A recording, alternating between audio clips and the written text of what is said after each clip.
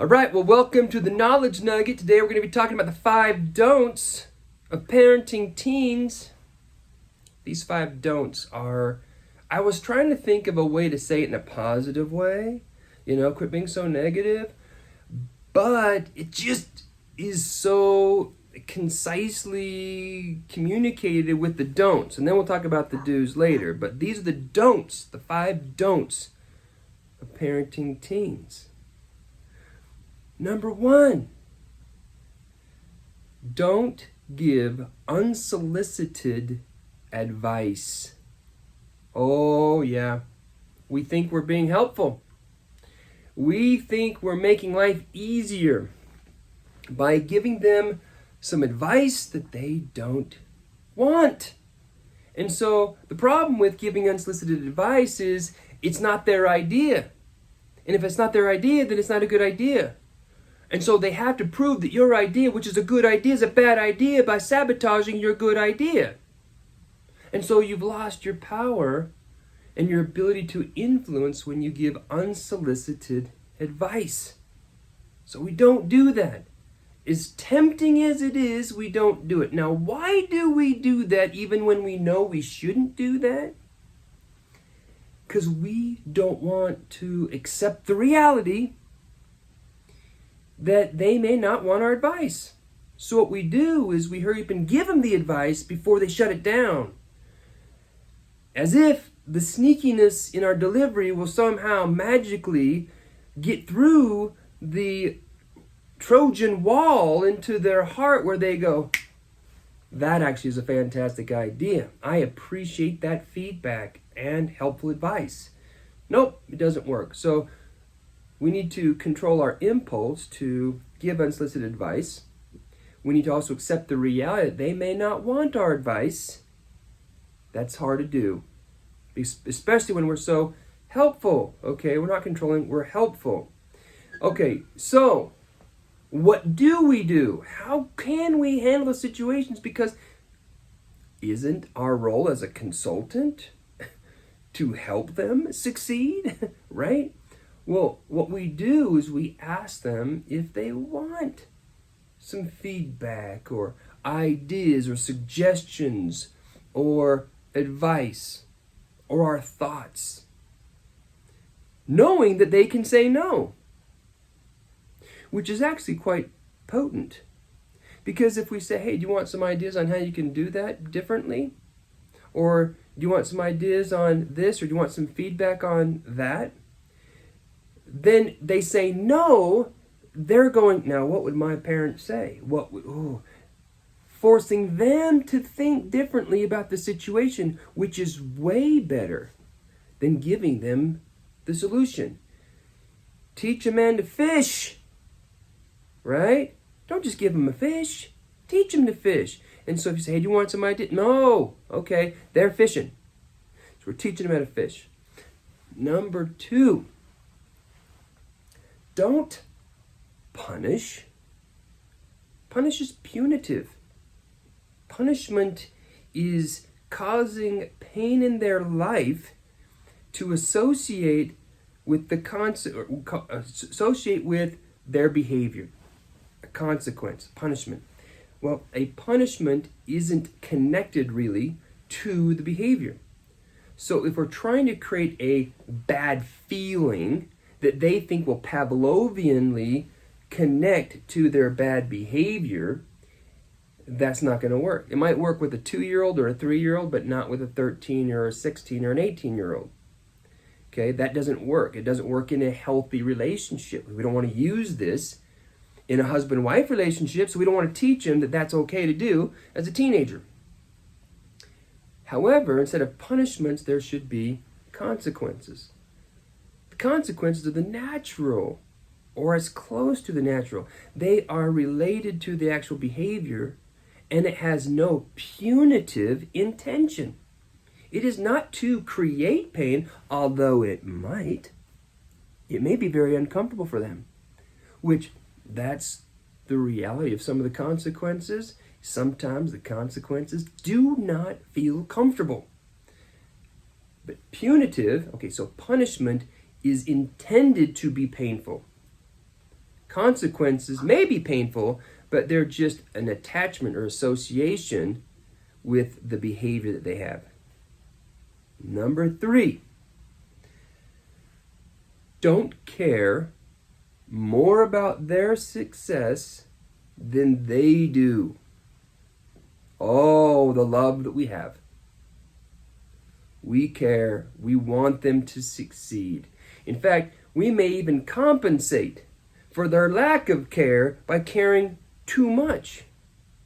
And if we care too much, then they will care less. So if we don't want to enable them to care less, then we need to care less than they do. So what we do is, instead of trying to compensate, we try to identify what they want. What is it they want? And then help them see the discrepancy between what they want and what they have. As a consultant, that's what we do. And then what we do is we get them confused. And then we use another one what we've talked about is, hey, do you want some advice on how to handle that? You want to explore some ideas on how to solve that problem? Now, we can also, so that's how we deal with caring too much. We can't care more about their success than they do, because if we do, then they by default allow us to fix their problems, which is actually causing more of the same problem. Number 4,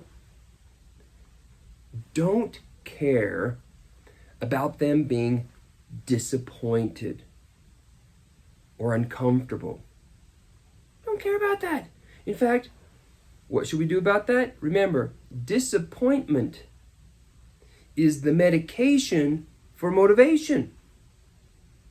So when they're uncomfortable or disappointed or frustrated with you, we should celebrate it. We should be, oh, this is a fantastic thing.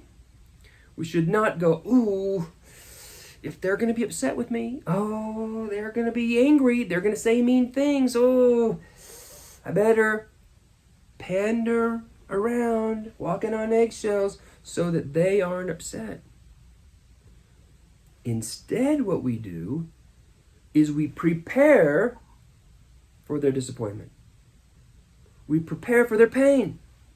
If we're prepared for their pain and we celebrate it and we let them simmer in the sauces, okay, marinating in their misery, then they can be so uncomfortable they may be motivated to do something about it. So celebrate. Don't be afraid of their discomfort. And finally, number 5. Now, so far, guess what? You can see how tempting it is to do these things, these don'ts, because we feel like doing those things is loving. All right? Okay. So number 5. Don't feel sad don't feel sorry. Don't feel sorry for the consequences. Okay? Don't feel sorry that you have to give it. I first wrote, don't feel bad about giving consequences, but I thought, actually, that's helpful. Feel disappointed and frustrated that you have to give the consequence. Annoyed, in fact. So yes, feel bad, but don't feel sorry for giving the consequences. Feel disappointed and annoyed instead. If we feel bad, sorry, okay, about giving the consequence, we're tipping our hand. We're letting them know that we care more about their success than they do. Not a good thing. Because if we care more about their success than they do, then they just wait for you to bring it to them. And then they wonder why it's not working the way it should. Because you're not doing a good enough job of bringing them the easy life. Not a good strategy. So, if there's a consequence that needs to be given, I like to sabotage their disappointment, which they're not going to have for us. We're going to be disappointed with them. Darn it to heck. You know, I was hoping this consequence wouldn't have to be given.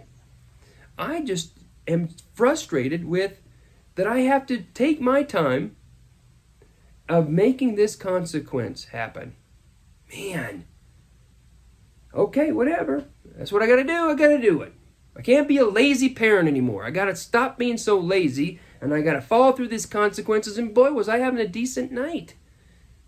See, if you're more frustrated and disappointed that you have to give the consequence rather than frustrated, disappointed with their behavior, then they can't sabotage you by making it your responsibility or using that to kind of guilt you and try to weasel their way out of the consequence. It also makes it really hard for them to get any,